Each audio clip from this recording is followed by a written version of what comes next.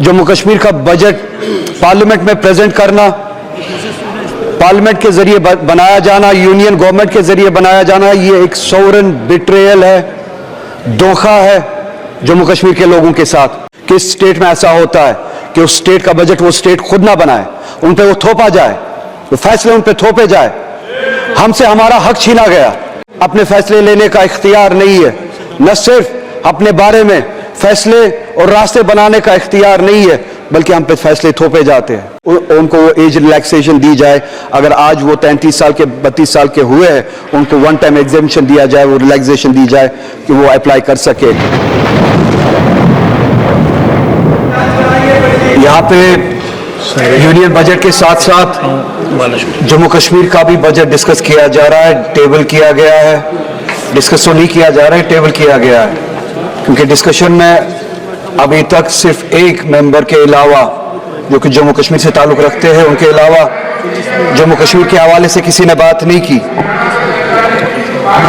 Chairman साहब, आपके जरिए मैं ये बात बताना चाहता हूँ यहाँ पे इस ऐवान को कि ये बजट का यहाँ पे होना, जम्मू कश्मीर का बजट पार्लियामेंट में प्रेजेंट करना, पार्लियामेंट के जरिए बनाया जाना, यूनियन गवर्नमेंट के जरिए बनाया जाना, ये एक सोवरेन बिट्रेयल है, धोखा है जम्मू कश्मीर के लोगों के साथ। ये डेमोक्रेसी के साथ एक बहुत बड़ा मजाक है जो जम्मू कश्मीर के लोगों के साथ किया जा रहा है। डेमोक्रेसी में इस तरह के फैसले लोग खुद लेते हैं, अपने जरिए लेते हैं, अपने लिए लेते हैं, जिसे कहते हैं democracy, by the people, for the people, of the people. मगर आप देखें, जम्मू कश्मीर का बजट जम्मू कश्मीर के लोग नहीं बनाते, जम्मू कश्मीर की स्टेट नहीं बनाती है। आज 70 साल के बाद जम्मू कश्मीर के लोगों के साथ इतना बड़ा धोखा किया गया और उस रियासत को इस हद तक गिराया गया कि उससे उसका बजट, उसके फैसले करने का हक भी छीना गया। उन वादों के प्रिंसिपल्स के बरक्स, जिन प्रिंसिपल्स के बुनियाद पे हमने इस यूनियन के साथ एक्सेशन किया था कि हम अपने फैसले खुद लेंगे, ये स्टेट, जम्मू कश्मीर की स्टेट अपने फैसले खुद लेंगे, अपना रास्ता खुद बनाएगी, और वो इख्तियार और वो पावर इस यूनियन के कॉन्स्टिट्यूशन ने हमें दिया था। आज आप देखिए, हमें न सिर्फ अपने फैसले लेने का इख्तियार नहीं है, न सिर्फ अपने बारे में फैसले और रास्ते बनाने का इख्तियार नहीं है, बल्कि हम पे फैसले थोपे जाते हैं। बजट यहाँ पे बनाया जाता है। आज आप मुझे बताइए, हर एक रियासत का, हर एक स्टेट का बाशिंदा यहाँ पे बैठा हुआ है, किस स्टेट में ऐसा होता है कि उस स्टेट का बजट वो स्टेट खुद ना बनाए, उन पे वो थोपा जाए, वो फैसले उन पे थोपे जाए। हमसे हमारा हक छीना गया, हमसे हम हर तरह के वो डेमोक्रेटिक राइट्स जो उस स्टेट के बनते थे 2019 में आपने छीने। 370 एक कड़ी थी जिसके जरिए हम इस मुल्क से जुड़े थे, और उस आईन के उस आर्टिकल के जरिए हमें वो हुकूक दिए जाते थे, हमें हमारे सब्जेक्ट्स पे लेजिस्लेट करने का हक दिया जाता था। हमसे पूछे बगैर 370 यहाँ पे छीना गया, हमसे पूछे बगैर हमारे खिलाफ फैसले लिए गए, हमसे पूछे बगैर हमारा स्टेटस, हमारा डेमोक्रेटिक राइट हमसे छीना गया। नतीजा यह है कि आप आज कहते हैं कि जम्मू कश्मीर यूनियन टेरिटरी है, जिसे मैं आज भी कबूल नहीं करता हूं।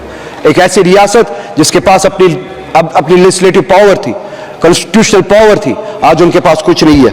नतीजा ये निकला कि बजट यहाँ पे बनाया जाता है और उस बजट में मजाक किया जाता है जम्मू कश्मीर के लोगों के साथ। एम्प्लॉयमेंट के हवाले से आप देखिए, जम्मू कश्मीर की रियासत 2019 के बाद आज पहली बार 70 सालों में पहली बार अनएम्प्लॉयमेंट मुल्क में सबसे ज्यादा है जम्मू कश्मीर है।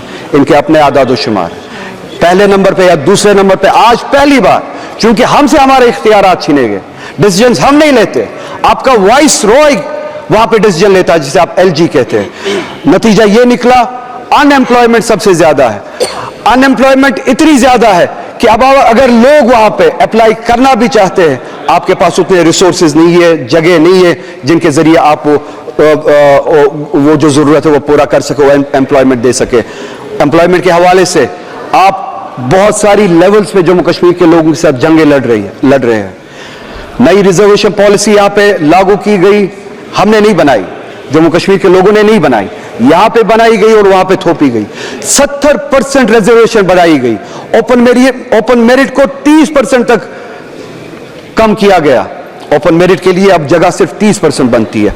यह एक ऐसी लड़ाई है जहां पे ये चाहते हैं कि वहां पे क्लास वॉर हो, सोसाइटी के जो मुख्तलिफ सेक्शंस है आपस में लड़े, जो हमारे बैकवर्ड क्लासेस है जिनके लिए हम चाहते और हमेशा से रिजर्वेशन थी और हम चाहते थे उनको सपोर्ट मिले, वो ऊपर आए, उनको ऊपर ओपन मेरिट के साथ लड़ाया जा रहा है, क्योंकि तनासुब जो है, रेशो जो है पॉपुलेशन का उस हद तक नहीं है जिस हद तक रिजर्वेशंस बढ़ाई गई। 70% के हद तक रिजर्वेशंस बढ़ाई गई, ओपन मेरिट को घटाया गया, जिससे क्लास वॉर, सेक्शन वॉर होने का एक खदशा है। मेरी गुजारिश करते हुए शर्म आती है, क्योंकि मैं फिर से कहूंगा, हमारे हाथ में इख्तियार ही नहीं है, इन्हें भी सोचना चाहिए। एक रियासत है जहां पे हमें अब उस हद तक गिराया गया है कि यहां के भीख मांगनी पड़ती है, हम अपने फैसले नहीं ले पाते।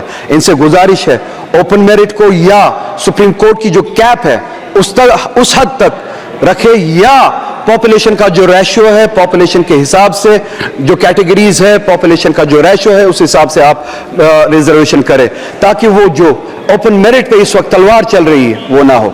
हमारे लोग वहां पे इसका खामियाजा उठा रहे हैं। इसी के साथ साथ हमारे जो वैकेंसीज फिल करने के लिए जो डिले हुआ था कोविड की वजह से, कोविड से पहले हम स्टेट पे ताला लगाया गया था 2019 में, अगर यहां पे सबको याद हो।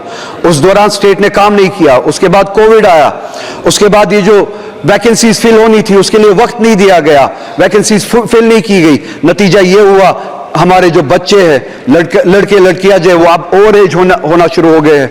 हमारी गुजारिश है कि अब ये जो कैप जो है वो जो 28 साल तक थी उसको बढ़ाया जाए, एज रिलैक्सेशन दिया जाए, एग्जेप्शन दिया जाए, ताकि जो कोविड के दौरान 2019 के दौरान जो आपने लॉकडाउन किया था, जिस दौरान स्टेट ने काम नहीं किया, वैकेंसीज फिल नहीं हुए, उनको वो एज रिलैक्सेशन दी जाए।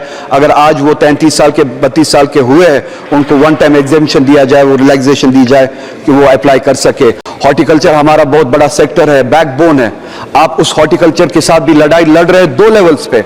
चेयरमैन साहब आपके जरिए इन्हें बताना चाहता हूं, एक टॉक्सिक हमारी खाद वगैरह जो हमारे लिए पेस्टिसाइड्स यहां से भेजी जाती है, जानबूझ के टॉक्सिक भेजी जाती है, जिससे हमारे पेड़ पौधे खराब किए जाते हैं। दूसरी लेवल पे हमारा जो सेब कश्मीर से आता था उसको पिछले साल, अगर आपने सुना हो, रोका गया और यहां से मुल्क से बाहर, चाहे वो ईरान से हो चाहे यूएसए से हो, सेब लाया जाता है without tax, without import duty सेब लाया जाता है। यहाँ की मार्केट मंडियां भरी गई है बाहर के सेब से, जिन पे इंपोर्ट ड्यूटी नहीं लगाई गई।